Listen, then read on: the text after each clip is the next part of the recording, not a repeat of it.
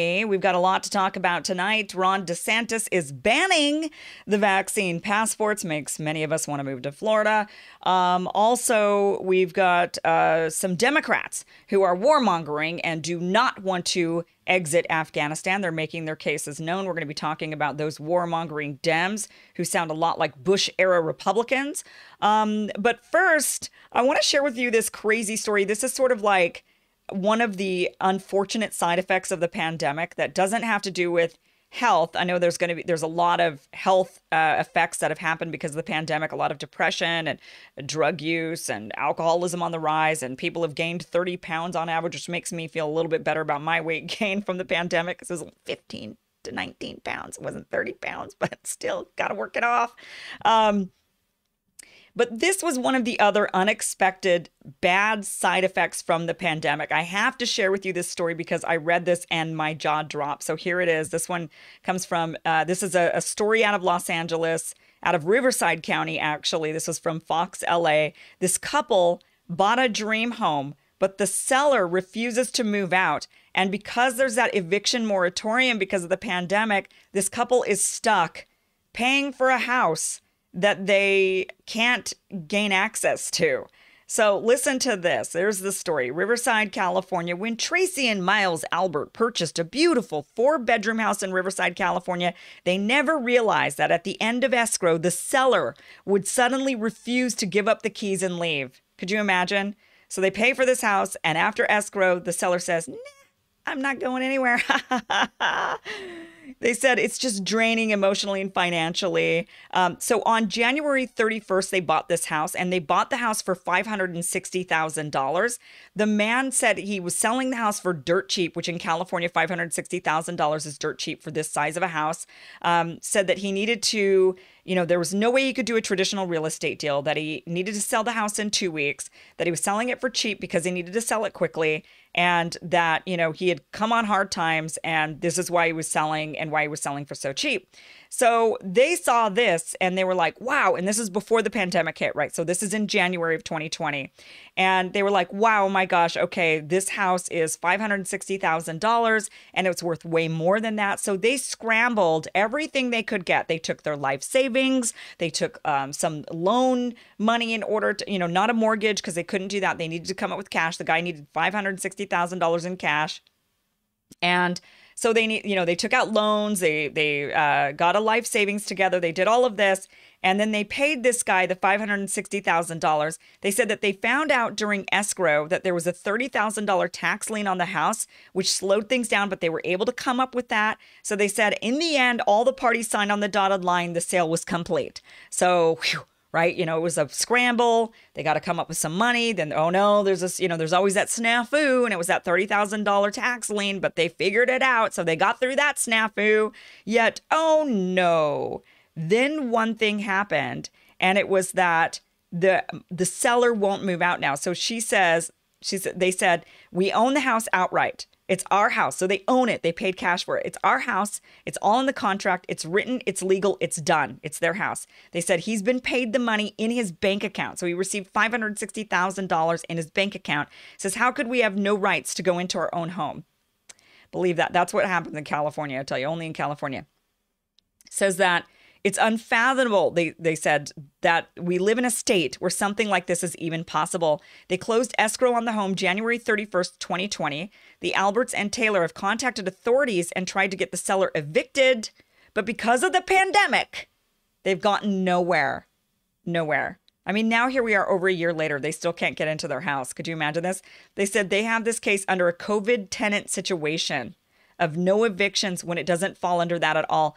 He's claiming to be a tenant in their house, a renter now. He sold them the house, and now he's saying, oh, but I'm a renter, so they can't evict him. And even though he's got $560,000 in his bank account, my guess is he can go somewhere with that money. Says the guy collected all the money, and he won't leave the house, and so he's got their money and he's got their house, and he won't go, and California won't do anything about it. So yeah, I just wanted to share this insane story with you guys.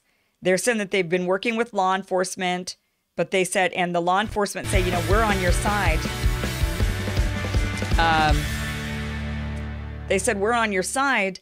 But, if you were in Arizona, or if you were in Nevada, this wouldn't be a problem. You would just go back, you just take your house back. But in California, hands are tied. Even though we're on your side, there's nothing we can do. That's what they said. So isn't that insane? Just one of those side effects of the pandemic that you just never would imagine, right? I mean, and then we don't even know what's going on with this couple during the pandemic. Were they, what were their jobs? Are they now struggling? Did one of them lose their job and now they can't get into their house and they're stuck paying rent and they're out all this money that they scrambled together and they put their life savings into this house. And then who knows, did they need the life savings during the pandemic in order to survive? I mean, just one of those terrible side effects that none of us could ever imagine. And so I just wanted to share that story with you because it was absolutely insane. All right. I want to share with you some thoughts that I'm having from some interaction that I had earlier today before we get into our stories. Just some general thoughts and frustrations, essentially. I think many of us are really fed up and really concerned about the ultra woke culture. There's this ultra woke culture that is so woke, it's backwards. And it's becoming backwards in the way it's trying to control society. It's interesting to me. There was an article that came out. MSNBC shared it today, and there, Rachel Maddow was all over it on Facebook, and she's saying, "Oh, look at this! Religion is dwindling in America, and because churches are seeing a historically low attendance rate, people are at historically low levels, claiming to be affiliated with any religion whatsoever. That religion is on the decline." And what will this mean for America? And I've got a lot of thoughts on that. Religion has caused us a lot of problems. I was a very religious person. I was Mormon, very devout Mormon for many, many years. I grew up Catholic and Buddhist. My dad's side Catholic, my mom's side Buddhist. I converted to Mormonism naturally, right? When one side's Catholic and the other's Buddhist. And I was a pretty devout Mormon from the time I was about 14, 15 until I was about 30. Nothing against the church. I don't have anything really negative. I mean, there's aspects about it, obviously, that I don't agree with, which is why I no longer participate and I'm no longer, I don't go to church anymore. But fundamentally, I felt like the people were really nice. It was a really nice church, and it taught me a lot of really good values about family, about the importance and benefit of family. And there's a lot of really good things that came out of church. But there's a lot of bigoted stuff that comes from churches as well. Closed-mindedness. Idaho is a state that's even attempting at the moment to put into the Constitution, making it to where marijuana could never be legalized. That is coming from the religious right wing, where they're like, oh, we can't have this sin allowed in our society, right? They're the same group that wanted to outlaw gay marriage. We can't have these two people who love each other commit to one another. That would be terrible. They must remain, I don't know, single and go date around. And, then no, they cannot have marriage and family, even though we're all about marriage and family, right? Makes a lot of sense. So we see, there's a lot of bigotry that comes from this closed-mindedness, from this religious kind of thinking, right? Where it's the idea in the mind is my morality is the right morality. And if you don't subscribe to that right morality, then you are immoral and potentially evil. And I certainly don't, maybe I'll be nice to you and smile at you, but I don't want to associate with you too much. And I certainly don't want my kids playing with your kids, right? That's been the mentality. And in one way, it's really good that that is declining. It's really good that that is starting to dwindle and that fewer people are prescribing to that. But what was interesting about that, now there's some negatives about that. And the negatives, let me just briefly go over that before we go into kind of the irony of Rachel Maddow and MSNBC talking about how the decline of this is such a good thing. The downside, obviously, of religion being on the decline is there has been a natural erosion of, I think, the idea of a family, the idea of marriage. And it's sort of like the idea has been, well, you can, we don't need those, people are even identifying it as sort of this patriarchal white supremacy institution that needs to go, right? Marriage and nuclear family, the idea of a nuclear family and marriage altogether. And ultimately, I really do think that is the demise of society. I think the data is clear that the groups that succeed, the groups that do the best, the individuals that do the best are those who are married in nuclear families. Look, divorce happens. I come from a divorced family. My parents married multiple times. My siblings have married multiple times. Like everybody in my life has married multiple times. Funny enough, people keep doing it over and over, right? Because they think it works. Ultimately, it's almost human nature, which is why the LGBT community fought so hard for it, right? Because it's almost human nature in our instincts to want to partner and pair with somebody else.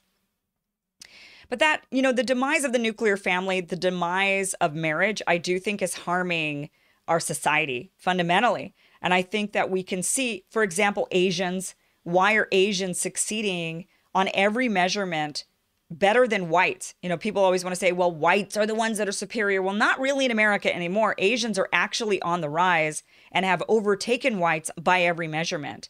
But guess what? Asians also have the lowest divorce rate. And you can actually look at divorce rates, and you can look at each group and the divorce rate, and it is exactly identical. It correlates exactly. So the divorce rate is highest in certain groups, and they're the poorest and the ones that struggle the most. And where the divorce rates are lower, you have kids that end up higher education with higher incomes. And that is just a statistical fact. So in one way, the demise of religion, religion promotes this. Society doesn't promote it as much. We're not really seeing the promotion of family outside of church. And that is not, so that's one of the bad things, right? But the irony of the whole thing is that even though traditional